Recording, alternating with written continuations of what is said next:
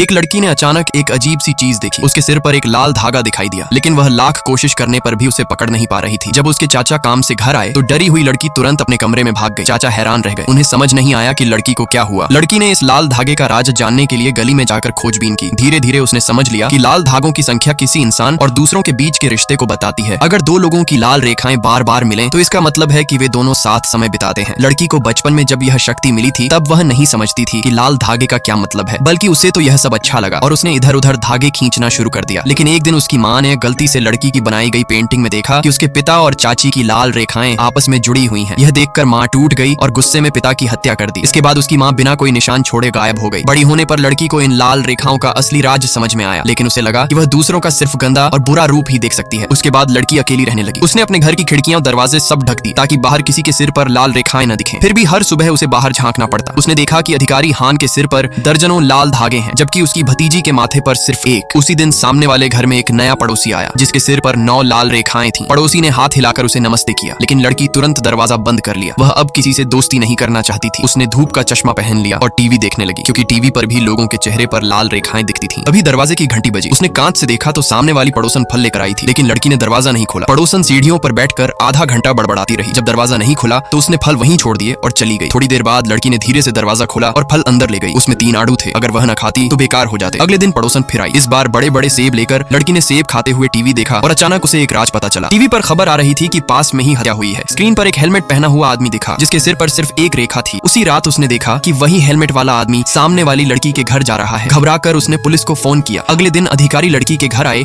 वे जानना चाहते थे कि उसे क्या सुराग मिला, लेकिन बहुत देर खटखटाने के बाद भी दरवाजा नहीं खुला। तभी ऊपर से एक चश्मा पहने आदमी नीचे